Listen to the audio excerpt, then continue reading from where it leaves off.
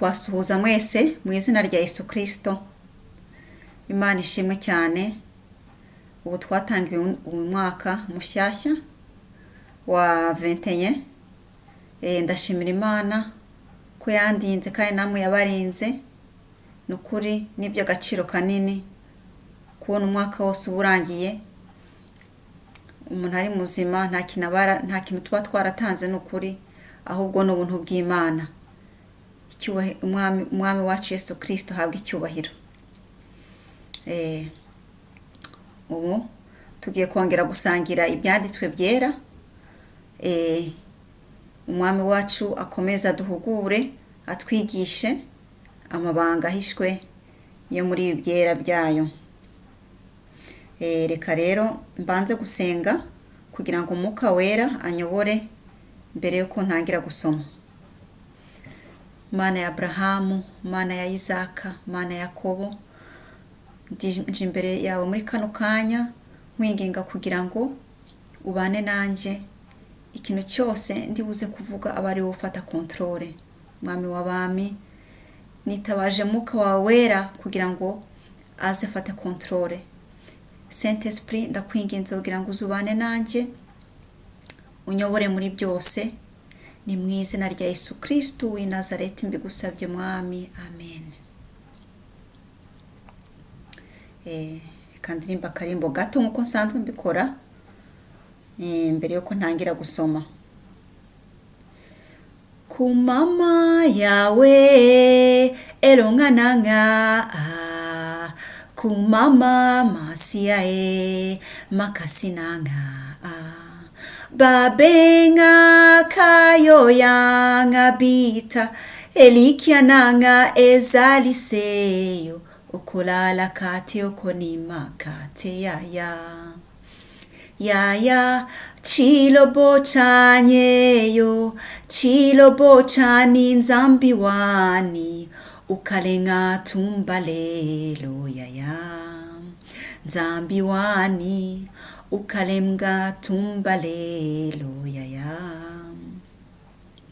Sois loué Jésus, le seul Dieu qui est vivant.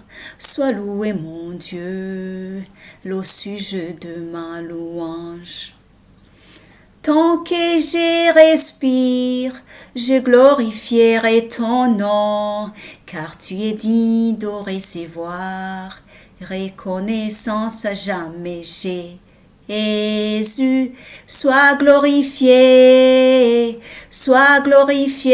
que le monde sache que tu es le seul véritable Dieu, que le monde sache que tu es le seul véritable Dieu. Alléluia, amen. Hano turakomeza dusoma mu itangiriro. Uno munsi tugeze mu itangiriro igice cya 4 kuva ku murongo wa mbere kugeza ku murongo wa 15.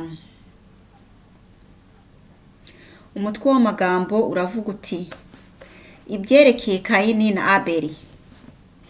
Kandi uwo mugabo atwika Eva umugore we inda, abyara Kayini, aravuga ati mpeshejwe umuhungu n'Uwiteka. Arongera abyara Abeli murumuna wa Kayini. Abeli aba umwungeri w'intama, Kayini aba umuhinzi. Bukeye Kayini azana ituro ku mbuto z'ubutaka ngo ariture Uwiteka. Na Abeli azana ku buriza bw'umukumbi we no ku rugimbu rwawo. Uwiteka yita kuri Abeli no ku ituro rye, maze ntiyita kuri Kayini n'ituro rye. Kayini ararakara cyane, agaragaza umubabaro. Uwiteka abaza Kayini ati: niki kikurakaje kandi niki gitumye ugaragaza umubabaro?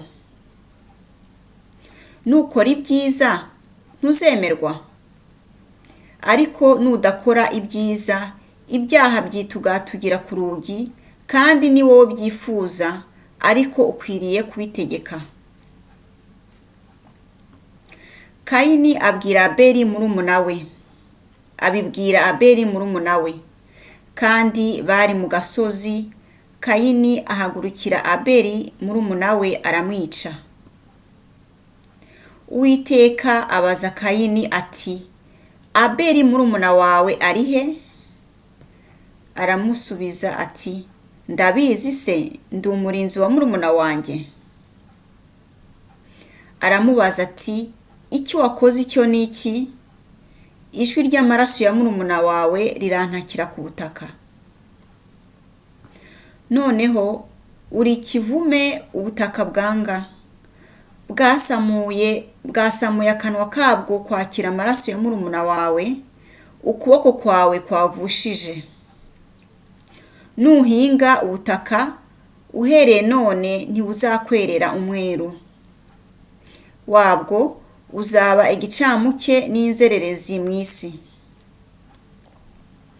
Kayini abwira Uwiteka ati, igihano umpanye kiruta icyo nakwihanganira.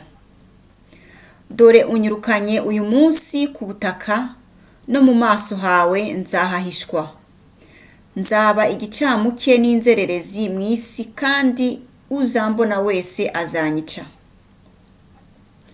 Uwiteka abwira Kayini ati, nicyo gituma uwica Kayini azabihorerwa karindwi. Kandi Uwiteka ashyira kuri Kayini ikimenyetso, kugira ngo hatagira umubona akamwica. Amen, amen. Yesu ashimwe cyane. Ahangaha turabona ubushize twasomye ukuntu Adamu na Eva birukanywe muri Edeni, kubera bari bamaze kurya itunda ribujijwe. Barirukanywe, hanyuma nk'uko ibi byera byanditswe byatubwiye, Imana ibaha umugisha, babyara imfura Kayini, bongera babyara na Abeli murumuna we. Ko Imana yabahaye umugisha wo kororoka.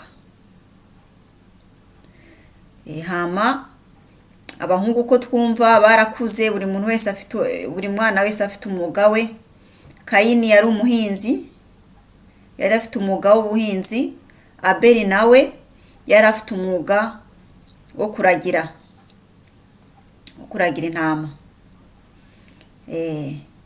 Kandi bose uko imyuga yabo baheshaga Imana icyubahiro, turumva ko bahaga Imana mbega baturaga Imana mu byo bakoreye, bagatura Imana, bagaha Imana amaturo. Igihe kimwe rero nibwo hari hageze ko batura nyine, hanyuma Kayini afata mu bisarurwa bye atura Imana. Hanyuma na Abeli nawe abikora gutyo, afata akanyana nk'uko ibyanditse byatubwiye, kuburiza agatura Imana. Ni ukuri nk'uko ijambo ritubwire, bombi baturiye Imana, ariko Imana yashimye ituro rya Abeli kurenza irya Kayini. Aho ngaho rero dushobora kwibaza impamvu Imana yashimye ituro rya Abeli.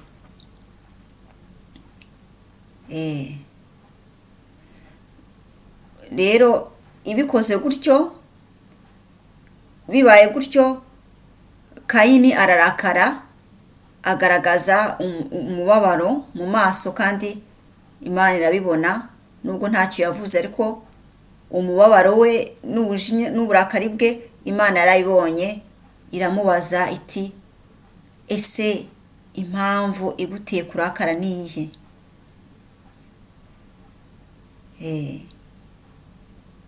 Rero mu by'ukuri bose bari bagize neza, bombi uko bavukana bari bagize neza, bari bahaye amaturo Imana, ariko dushobora kwibaza impamvu Imana yashimye ituro rya Abeli kurenza irya Kayini. Rero nk'uko Imana yahise ibwira Kayini iti nukora neza ntabwo uzashimwa. Imana rero ntabwo itoranya, nk'uko yagashatse kubwira Abeli ko idatoranya ku butoni,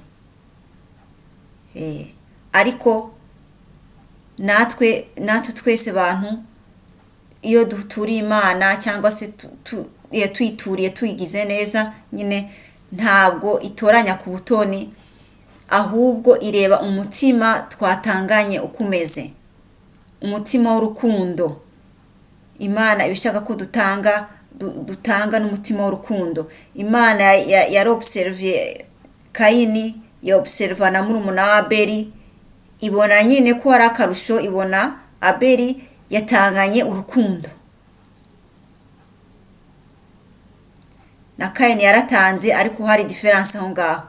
Rero Imana ntabwo yitaye ku bintu binini dutanga, umubare w'ibintu dutanga, ahubwo yitayeho ku cyo dutanze, niba tugitanganye urukundo n'umutima mwiza. Ibyo nibyo bishishikaza Imana. Nka wa mukecuru w'umukene yaturaga, muri Bibiliya bavuga yagiye agatura udufaranga duke cyane, twose yarasigaranye adutanga twose, atanga n'umutima mwiza. Hari n'abandi bakire cyane ahubwo batanze n'ibirenga n'imirenge ko ari abakire, ariko twakwibaza impamvu Imana yashimye turiya dufaranga niba ari 2 uriya mukecuru yatanze. Tukibaza impamvu yadushimye, aho kugira ngo Imana ishime ibintu byiza byinshi abo bakire bari bayituriye. Ariko Imana ntabwo ikangwa n'umubare w'ibintu byinshi dutanga, ahubwo ishishikazwa kandi ikikura ku mutima n'ukuntu dutanganye umutima mwiza w'ubushake n'urukundo. Hanyuma rero Kayini yararakaye. Imana iramuburira ati uwo mujinya nukomeza, nk'uko muri iki gisomwa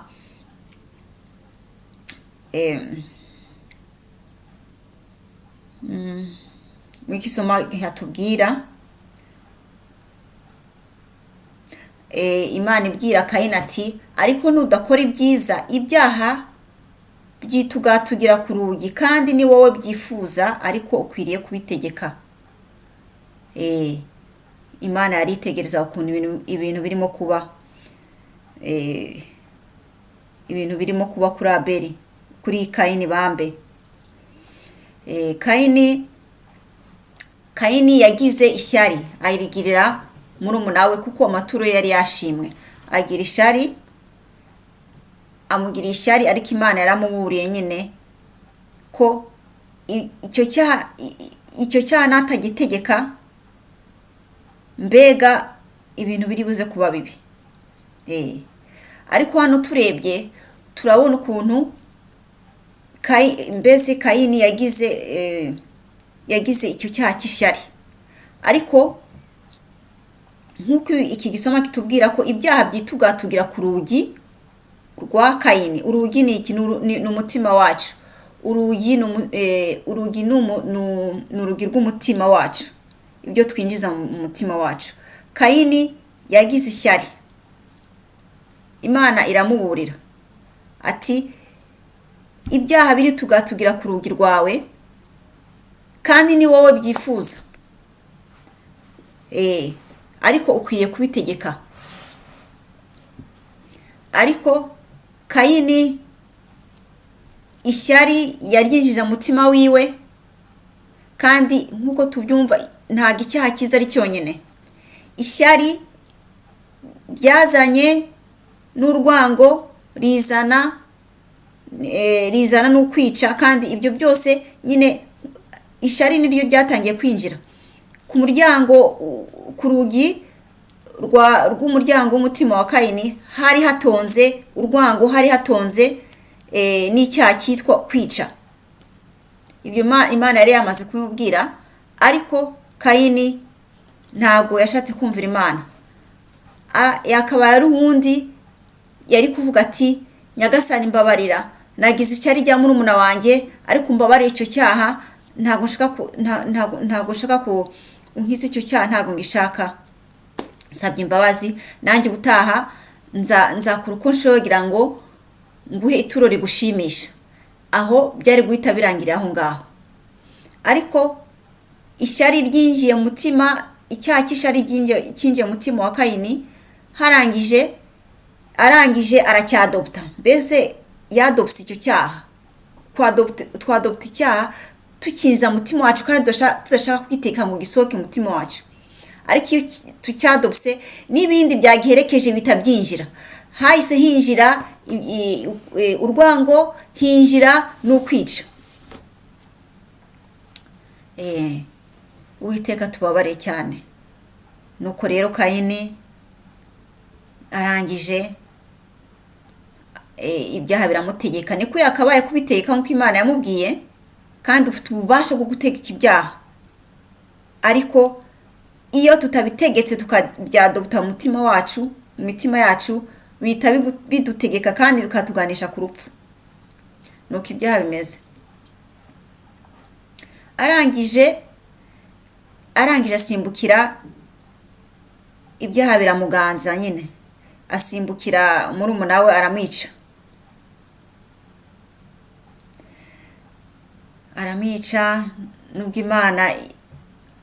Nubwo Imana ibajije Kayini nyuma yaho ati Kayini, murumuna wawe Abeli ari hehe? Kayini aravuga ati asubiza Imana ati ese urambaza murumuna wanjye nigiye murinzi we? Ati ntago ndi babysitter wa murumuna wanjye. Yakabaye ntiyanamenye n'ububasha bw'Imana. Ubuse yakabaye azi ubwenge, ntiyari gusobanukirwa neza ko Imana yamaze kwibona kera ibyo yakoze. Ariko yari afite ubwenge buke, yumvaga ko ashaka guhisha icyo cyaha. Urumva, yagize icyaha cy'ishari, gikurikizwaho cy'urwango, gikurikizaho cyo kwica, none n'icyo kubesha nacyo cyinjiyemo. Urumva, nta cyaha kiza cyonyine, icyaha kiza giherekejwe n'ibindi byinshi. Rero iyo itabikemeye mu izina rya Yesu Kristo ngo dusabe imbabazi y'icyaha twakoze, n'ibindi byinshi bitabiza, urumva nawe ibintu situation ihita imera nabi ku muntu. Uwiteka dufashe cyane. Mbese Kayini abeshya Imana, avuga ati nigiye murinzi we, ntabwo nzi aho ari. Imana iramubwira ati amaraso ya Abeli arimo kuntakira mu butaka.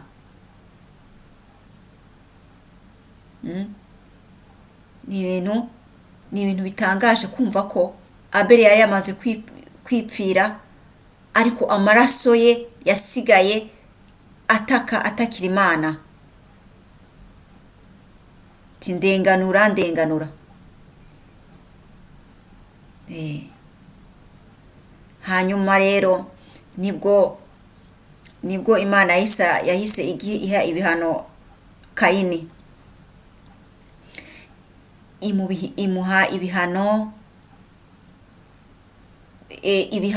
byo kuba inzererezi, byo ko zaba inzererezi, by'uko ubutaka bumwanze. Ubutaka bumwanze. Yari asanzwe afite umwuga w'ubuhinzi, ariko ubutaka bwahise bumwanga, ku buryo anazajya ahinga ikintu ntago uzajya wumuha umusaruro wabwo. Azajya ahinga ariko ntihagire ikivamo. Kuba inzererezi cyabaye igihano cya Kayini. Inzara yabaye igihano cya Kayini, ndetse yari yarafitwe n'ikimenyetso cy'uko yari yatewe n'ikimenyetso cy'uko nyine ko nawe azicwa, nawe igihe cyari kugera akicwa. Ariko Imana yamugiriye imbabazi, kuko yabwiye Imana ati, Mana umpaye ibihano numva ntashobora kwihanganirwa, nzaba inzererezi, inzara izanyica, kandi n'abantu bazahura nanjye bazanyica. Urumva ibyo ngibyo nabyihanganira? Imana yacu igira imbabazi nyinshi cyane. Ko yari yishe mugenzi we, icyatumaga atinya kwicwa ni igiki? Icyatumaga yumva ko abandi batamwica ni igiki? Ariko nuko Imana itubwira, itwihanangiriza ati, mukunde bagenzi banyu nk'uko mwikunda mwebwe ubwanyu. Nk'uko yifuzaga agashaka kubaho kuri iyi si, niko na Abeli yifuzaga kuba kuri iyi si. Ariko ibyo byaha nyine byitugatugiraga ku muryango we, yanze kubyirukana, biramwadopta, bimuzanira amahano. Niko natwe tubigenza muri ibi bihe bya none. Twadopta ibyaha bikatwangiza, iyo tutabisaba imbabazi, tubikemeye mu izina rya Yesu Kristo, icyo cyaha kizana na bigenzi byacyo byose ku murongo, bikaza bigatura mu nzu yacu, ari umutima wacu.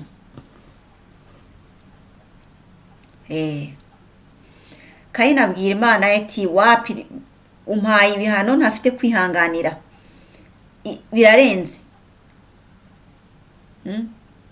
Ntago yumvaga ashaka gupfa, nta nubwo yashakaga n'igihano. Yumvaga ko nyine we kubwe yumvaga ko ikintu yakoze ari ikintu kizima. Yumvaga ko yari afite droit yo kugikora, yumvaga ari nk'ibintu bisanzwe, nubwo umutima we wamushinjaga ko yakoze nabi. Kuko nk'uko twabyumvise ku babyeyi babo bakoze nabi, bumva bambaye ubusa, bayitabire tuba bambaye ubusa, innocence ihita ibasohokamo, babura amahoro kuva icyo gihe. Na Kayini rero nuko umwana wabo babyaye yishe murumuna we, hanyuma ahita abura amahoro, mbese abona n'ibihano. Ababyeyi babo birukanwa muri Edeni, nawe yirukanwa muri ako gatumba yari arimo. Kayini atuzaba inzererezi, aragenda mbese aromoka, ajya kuba inzererezi, ko ari cyo cyageno cye. Ariko niko navuga ko Kayini yajuriye. N'abakozi iyo abantu dukora ibyaha tuba dufite ama excuse, ariko Imana ishimwe cyane ko yamubabariye, imukuraho ikimenyetso cy'urupfu, ko iyo agenda gutyo gusa yari kuhura n'abandi bakamwica nk'uko yishe murumuna we. Ariko kuko icyo gihano Imana yakigabanyije, dore twumva ngo abantu babakiriye imyaka mwingahe 20 cyangwa 5 muri prison, bakajurira, ugasanga imyaka ibaye mikenya. Ibyo bintu byatangiye kera nko tubyumva kwa Kayini n'Imana ye. Imana yagabanyije ibihano Kayini, imuha umugisha, yamuha umugisha tout de même, uko yamuremye imukunze. Nabwo turi abanyabyaha, Imana iradukunda gusa ibyo byaha nibyo bituzanira amahano, ibyo byaha nibyo bituzanira guteseka. Ariko Imana nubwo turi abanyabyaha iradukunda, icyo yifuza gusa nuko tuva muri ibyo byaha, tugapfukama, tugasaba imbabazi, tukayigarukira, tukava mu mabi turimo, tukagenda mu nzira nziza yadutrashirije. Imana yaduciriye umurongo w'inzira nziza. Kayini yagize amahirwe acyo, ariko nk'uko ibihano yari yabihawe nyine, yaragiye abinzererezi, yaragiye akajya ahinga, ubutaka ntibumukundire, ntibumere, mbese yarahangayitse, kandi niwe yabyiteye.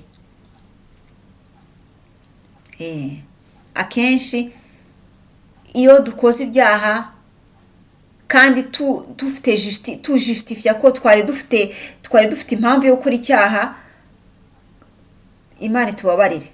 Dukora ibyaha kandi tukanajustifia, twavuga ati nari mfite impamvu yo gukora kino cyaha, nayikoze kuri iyi mpamvu nabeshye, hari impamvu yatumye mbikora. Ibyo by'impamvu zose ntabwo Imana ibireba. Nta kimana yitaye impamvu z'uko dukora ibyaha. Icyaha iyo tugikoze kitumerera nabi kandi tugahanwa, twanareba nabi katujyana Gehinomu. Iyo dupfuye turi mu cyaha kitujyana Gehinomu, nta handi. Sasa ugasanga dukoze ibyaha, twakora ibyaha, ugasanga bituzaniye izo ngaruka mbi nyine, ugasanga turakondana Imana. Mana, kuki jyewe byabaye gutya? Kuki jyewe nagize imibabaro myinshi?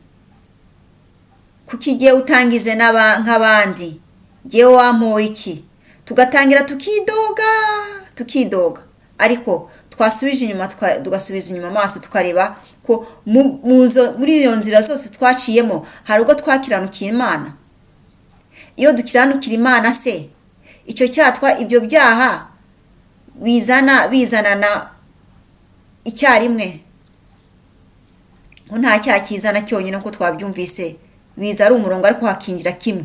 Iyo kimwe kinjiye kikaba accepte, n'ibindi byose bitabyinjira, bigerekeje ko bisigara ku muryango. Sasa Imana yacu itubabarire. Ntabwo dushobora guhura n'imibabaro, ntabwo dushobora guhura n'amahano twitwaye neza, twubashye Imana yacu. Ntaho tuzahurira n'ayo mahano n'imibabaro n'ibyo bihano byose by'ubwoko bwose. Imana idufashe cyane, dukomeze kwigamburukira, dukomeze twange icyaha, ko icyaha nicyo kituzanira imibabaro, nicyo kituzanira amahoro makeya, nicyo gitandukanya n'ubwiza bw'Imana. Ndetse na Kayini yavuze ati, kubona ntazongera kubona mu maso hawe.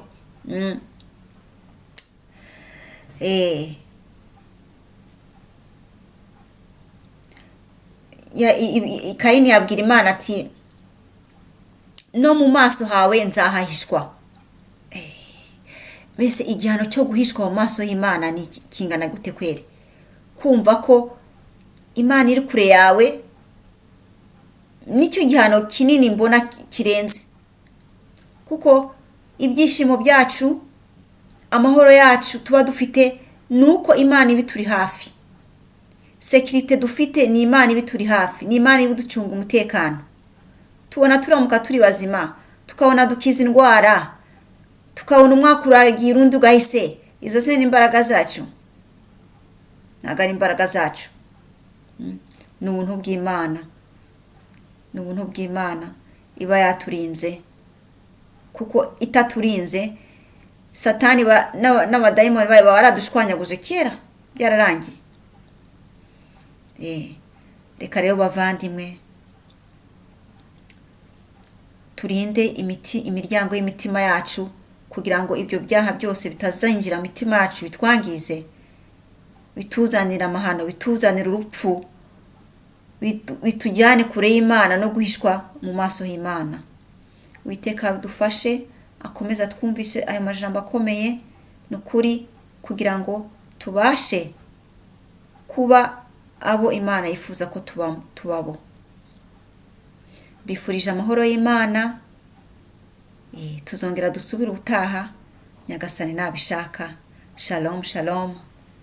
Bye.